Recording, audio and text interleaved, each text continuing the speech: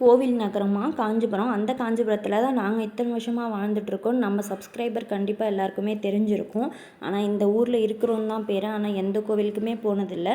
இன்றைக்கி என்னமோ தோணுச்சுன்னு சொல்லிட்டு வரதராஜ பெருமாள் கோவிலுக்கு கிளம்பிட்டோம். ஒரு வழியாக போகிற வழியிலே எங்கள் தங்கம் கால் செப்பல் கழண்டு விழுந்துச்சு.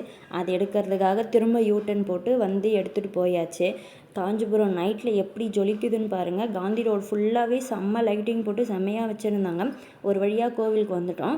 அப்பாவும் பையனும் செப்பலை வண்டியாண்டே கழட்டி விட்டுட்டு போயிட்டாங்க. நான் மட்டும் செப்பல் கழட்ட மறந்துட்டேன். உடனே திரும்ப போயிட்டு செப்பல் கழட்டி விட்டு வந்துட்டோம். என்னன்னே தெரியல, இன்றைக்கி எங்கள் ஃபேமிலி ஃபுல்லாக செப்பலில் தான் கண்டோம் போல். ஒரு வழியாக கோவில் உள்ளே போயாச்சு. கோவில் உள்ளே போன உடனே எந்த பக்கம் போயிட்டு சாமி பார்க்கணுன்னு எங்கள் 2 பேருக்குமே தெரியல. ஒரு வழியாக யாரையோ கேட்டு போயிட்டு சாமி பார்த்துட்டு வந்துட்டோம். இந்த கோவிலில் தங்கபல்லி வெள்ளி பள்ளி தான் ரொம்ப ஃபேமஸ். அதை மிஸ் பண்ணாமல் பார்க்கணுன்னு சொல்லிட்டு ஒரு ஆளுக்கு 10 ரூபா சார்ஜ் பண்ணுறாங்க. அதையும் கொடுத்துட்டு தங்கபள்ளி போய் பார்த்துட்டு வந்தாச்சு. யார் யாரெல்லாம் இந்த கோவிலுக்கு வந்திருக்கீங்கன்னு சொல்லிட்டு மறக்காமல் கமெண்ட் பாக்ஸில் கமெண்ட் பண்ணுங்கள். இந்த கோவிலில் இருக்க இன்னொரு ஸ்பெஷாலிட்டி என்னன்னு பார்த்தீங்கன்னா அத்திவரதர். இந்த குளத்தில் தான் அத்திவரதர் இருக்கிறாரு.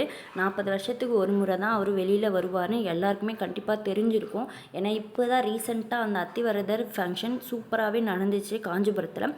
யார் யாரெல்லாம் அத்திவரதர் பார்த்துருக்கீங்கன்னு சொல்லிட்டு கமெண்ட்டில் சொல்லுங்கள். ஓகே, பாய். நெக்ஸ்ட் வீடியோவில் பார்க்கலாம்.